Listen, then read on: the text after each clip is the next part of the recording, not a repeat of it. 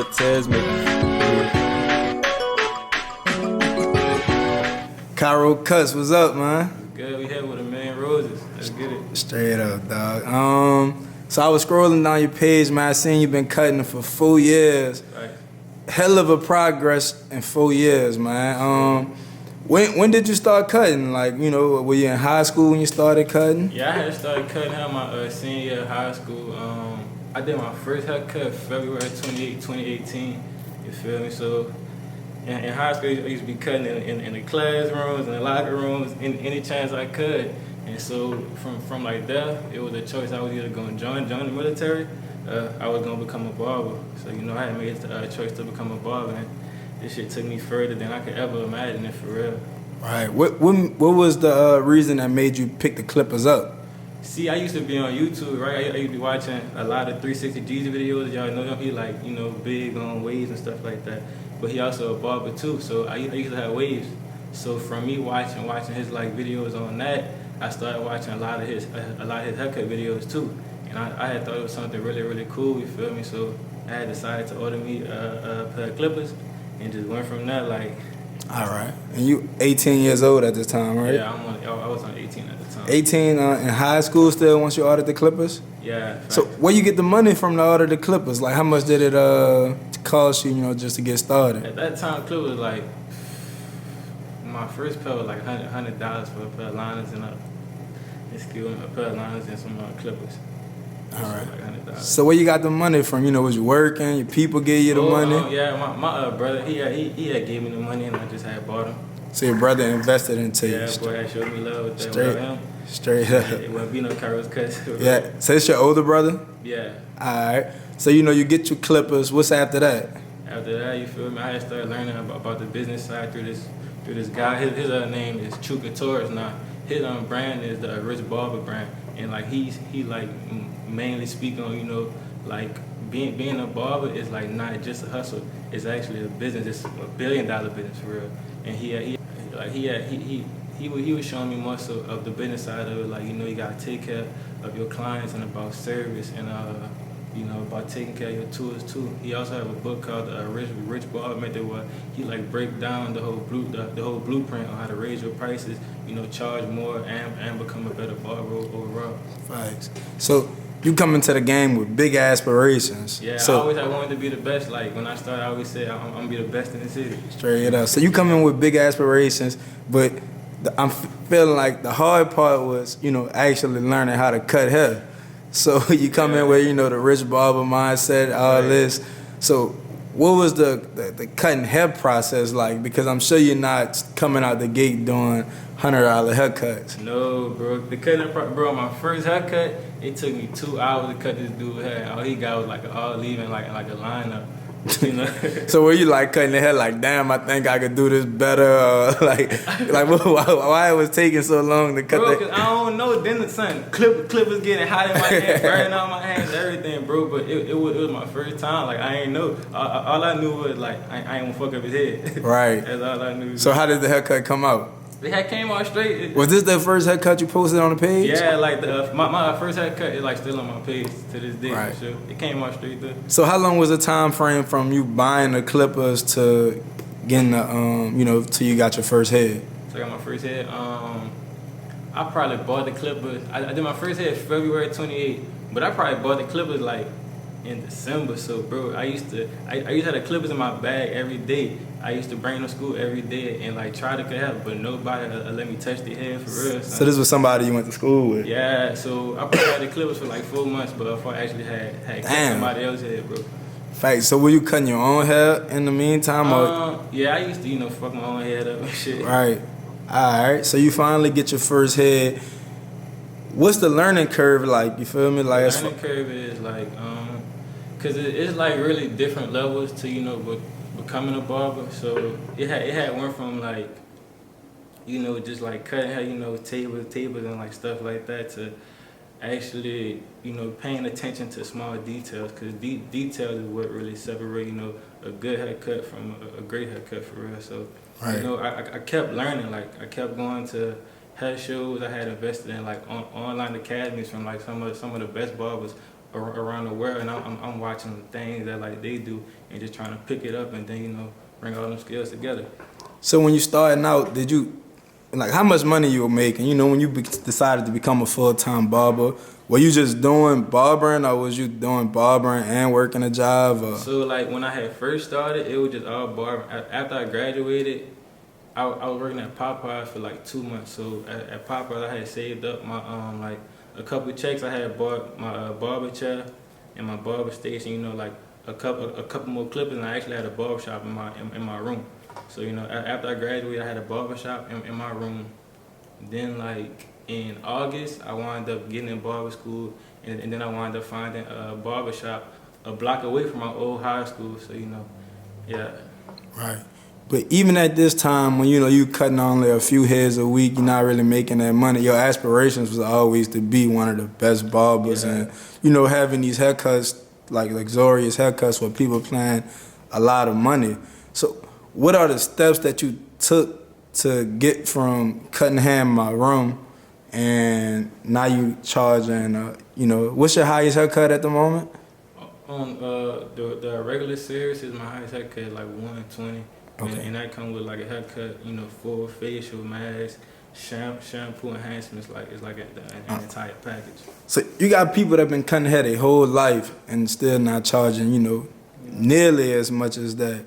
It all depends on what you want. Like I always had wanted to be $100 barber, so I made sure I had took that steps to get there. I made sure I had invested in my craft. I made sure I was always the first one in the barber shop and the last one to leave too.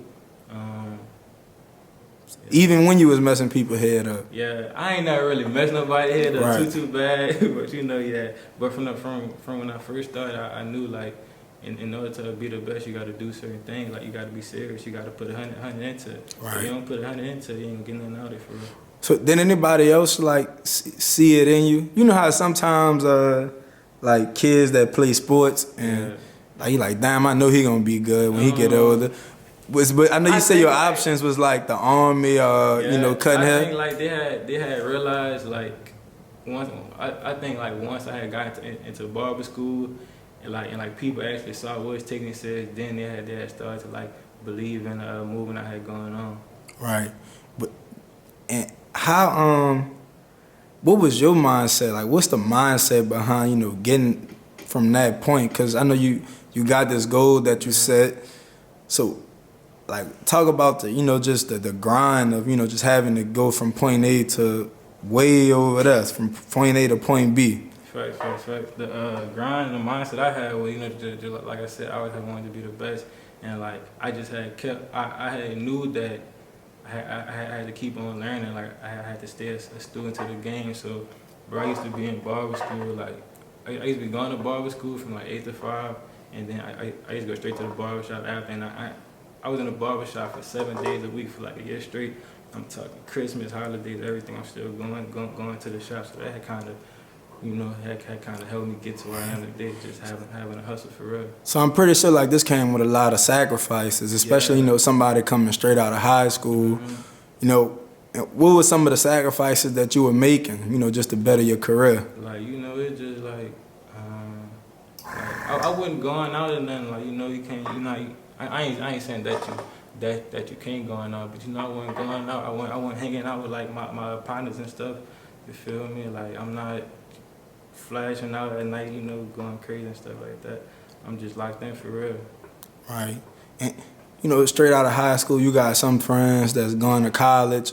Yeah. You got some that going to play sports. You got other people that's going to do different things. I don't think nobody ever really look at the barber and be like, damn, the barber about to be, that one that's going to reach that next level, of success. Right. So how does it feel to be garnering all this success, just achieving what you're achieving? It's like really a blessing, and I'm like starting to appreciate it more now, cause like I kind of see people like who like I'm inspiring, or like they look up to me, you feel me? So like just being in this position, it's a great experience for sure. Right. And how old are you at the moment? I'm 21. So you're only 21 years old. Yeah. You're going on 4 years in the game. already at $100 plus haircuts. Yeah. What's like? What are you trying to achieve in this industry? Or is it more than just cutting hair? It's like more than cutting hair. Like my next step is, I'm about to start my barber classes. Like I wanna give back to my community too. You feel me? I want to show people that, like, you really can make a career out of cutting hair and, like, change your whole life. Right. Do you ever feel like somebody kind of looked down on you because you chose to be a barber, or did you just block that out? Yeah, I never really thought about that. Like all the negative stuff, I ain't really too much thinking about it. Right, and that's definitely another a great quality to have, that to not just pay attention to the negative outlooks on things. Is this always like a quality that you had? Yeah, like I don't, people always talk about hate and stuff like that, but I don't really get into that. Like, I just worry about what I got going on, and I want everybody around me to win too. So right. What I'm on. And you're turning I was thinking, like, I was looking at your page, and you know how some people like some barbers' main goal is to do celebrity haircuts. Like, I want to be a celebrity barber. I never, I got like certain celebrities I won't cut, but I was never like really too much care about that. I just care about whoever comes sit in my chair, they is a celebrity to me, for real. Right. And I said that to say this. I feel like you kind of turning yourself into a celebrity just based off of your work. You feel me? Like, as far as in that barber realm, and just by creating your brand, and like the name kairoKutz speaks for itself. Mm-hmm. Was that intentional, or is, like, just speak on that for me? I think it just happened over time, Right. Yeah, building my brand kairoKutz, which the word kairoKutz means the perfect moment. So like that's why I chose it. I feel like whenever you come and get a haircut, it is the perfect moment. You're gonna leave feeling confident, feeling like you're able to do whatever. What was like a wow moment for you to when you realized, like, damn, I'm actually making this happen? A wild moment for me when I realized I'm making it happen. My like biggest moment cutting that. When I had went to the I went to Brian Brothers hair show. I had met up with like a couple other people I actually look up to, like Vic Blends, Patty Cuts, Jake Mayers, and just being around people just like that who actually are barbers, and they done took this craft to a totally different level. That's when I was like, damn, like, you know what I'm saying, I'm doing something right. Right. That shit just motivated me crazy. Thanks. And like I said before, like, you one of the barbers, and I think by you being so young, that really makes a huge difference. And you're one of the ones that's setting a standard for other barbers. So do it ever feel like pressure that you are the one leading the way and you so young? No, I don't ever look at it like that. I don't think there's no pressure about that. I'm just doing what I love to do, for real. All right. What are some tips that you could give to other barbers? Other barbers, like I said, always invest in your craft, constantly learn, and then pay attention and be conscious to like what you're doing while you are cutting hair. Like don't just be doing it to make money, because it's way bigger than that. You feel me? And also, like, try to provide an actual service. Like don't just cut hair. Talk to your people. Do things like hot towels, like try to create an entire experience. You feel me? Fact. You ever had to give somebody their money back after a haircut? No, I ain't never had to give nobody their money back. It been like once or like twice to where I had cut a client hair, and like they didn't like it, but I just had told them to come back and I'll fix it up for them. If they found something that was wrong with it. Right. So do you appreciate when people tell you something wrong with their haircut? Like, what's your reaction when somebody be like, man, I ain't really feeling that? Now I'll be like, yo, that's tripping. Like, but I ain't saying that, but like in reality, nah. He ain't messing with it. So even like right now, all right, you up to $100 plus for a haircut. What do you feel that you could get better at? I feel like I'm trying to improve my like overall service. Like, you feel me? Like, I'm trying to make sure I'm always on time. Like, I'm like I'm thinking less about the cut, more so about the entire experience of them being here. Like I want it to be like kind of a one of a kind experience when they come. Okay, so what get a little bit more into detail. Like, what are some things you think that you could change up or that you could do to create a better experience? You know, always being on time. Sometimes I could be a little more talkative to my people. You feel me? Like make sure all of my tools and stuff is disinfected, making sure the vibe and like the shop is right. Right. What if Cairo? You know, Cairo woke up that morning, some crazy stuff happened. Yeah. Cairo not having a good day, and it's a Saturday. You got a booked day. Right. How do you get your mindset right, or do you come in, you know, just spill the negativity on your customers, or like what's that like? I always try to keep a positive mindset because, like, you know, if it happened times where, you know, you might be tired, but you still gotta come to work. I just be thinking about like it was times to where I didn't have nobody to cut when like I was tweaking for somebody to actually come sit in my chair, and so I just appreciate anybody who come to me to get a cut for it. Definitely. So that like keep me grounded and then just be like, you know, I had asked for this, so I can't complain. Now I gotta do what I gotta do. You have any crazy stories with clients? Like clients calling you? Look, bro, I had a client catch a seizure in my chair, bro. I had a client like throw up literally in the middle of me cutting his hair. So what you do when something like that happen? I try to make sure everybody's straight for real. Like that boy had did this, he started throwing up. I had to go grab a garbage can and everything, but that shit was so stank too. I almost threw up smelling that shit. You charged them extra? No, I should have tagged his ass 3 times. Throw up service, throw up feet. But not a whole other service. Nah, so like you said, man, you got all this lofty goals. Yeah. You know, you say you wanted to be the best barber in the state. Mm-hmm. Do you feel like you reaching for that top spot now as far as, you know, being one of the best barbers in the country? Yeah, for sure. Like they got some people like really doing this shit on a different level. So I feel like I'm not there yet, but I am gonna get there for sure. Right. And do you think your cuts will be going up in the future? Talking about like prices? Prices, yeah. I wanted to go up to 100 in January of next year, but I'm not in a rush for that. Right. So like just $100 regular cut? $100 flat rate. All right. And what are some of the challenges as far as going up in your prices? What are the pros and cons? I feel like, you know, if you want to go up in your price, everything else has to like go up too, because you gotta give people their money worth. You really gotta get them more than what they're giving you for real. Facts. So what are some of the things people are looking for when they decide, like, because, you know, at the end of the day, they're the ones that's coming paying you for your service. So what are, you know, some of the most important things that they're looking for? They looking for the cut to be right. They looking for you to be on time, you feel me? They just looking for you to get them a complete deluxe service and experience for real, like. Right. Definitely. Now, you know, I'm pretty sure you got a lot of young barbers, probably older barbers that's looking up to you also.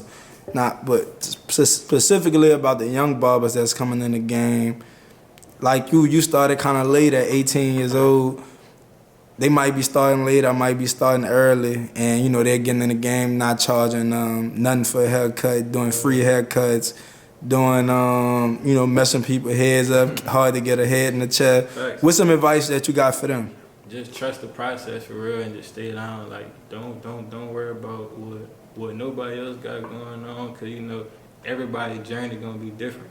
Right. I'm also telling them, just like I said, like, try to get it in every day. If you're in a barbershop, go to the barbershop every day, because people is gonna start to respect that, and they gonna see that like you actually want to do this. I feel like whenever people see someone like actually wanting to do something, like who like really trying to make something of themselves, and make them want to go and support them. Facts, for sure. I definitely feel where you're coming from with that. And save y'all money too, you know, invest in y'all tools, and constantly learn. Like, go out there to these hair shows, go out there and network and try to meet different people, you know.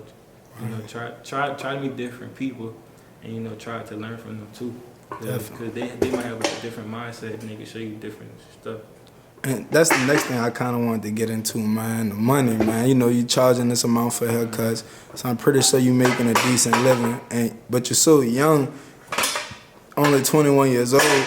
So, do you feel like your success changed others around you? No, I don't think it had changed people around me at all. I think everybody, still like view me the same. Cause I'm a genuine person. I feel like everybody around me is a good people too, and they want the best for me, just like I do for them. So I don't think it changed nobody around me. Right. And what about just you making the money, man, and you be having to be able to Facts. account for your own money? Was that hard for you to adjust to? Like really, when I first started cutting hair, like I wasn't managing the money right, but like as I had got older, started paying more like bills and had maturity a little. Now I'm more like I'm managing my money better, trying to invest it, because I realized I got a family. You see what I'm saying? I want to make sure that everybody around me straight to it. It's not just about me. Thanks. I'm not trying to go in sacks or just be stupid flashy. I really want to create wealth for me and my family. And it's something that you had to grow and learn in, Yeah, right? I had to mature. You like young. I'm making money. I'm spending at the same time. Like the more you make, like you don't have to spend that. Like save it. You feel Right. me? I started reading this book. It's called Millionaire Next Door, and then he was like, the biggest thing to becoming a millionaire is living below your means. For real. Nah, definitely. That's definitely great advice. If you don't mind me asking, man, what's the best week that you've ever had since you started cutting? I think it was this past Thanksgiving week. Like, I don't know the exact number, but I know for sure like that was one of my best weeks. Right. We had like Black Fridays, like around holiday time, it's always gonna be good. Definitely. And what's some advice you got for people to do, once you had those good weeks? Like, put it up, put it up. Don't even look at it. Straight up. Just like I said, the more you make, you don't gotta spend that. Straight up. And I know you say you're into the books, man. You reading the books, the self-growth books. What are some books that you would recommend? 48 Laws of Power. 48 Laws of Power. I think that's by Robert Greene. Right. Think and Grow Rich by Napoleon Hill. That book speak on like just having the right mindset. Like whatever you think is gonna become reality. Nice. And another one is 7 Spiritual Laws of Success. And that like just talk about your internal like dealing with yourself and making sure everything aligned right within yourself. Facts, dog. Man, it definitely look like you on the right path, dog.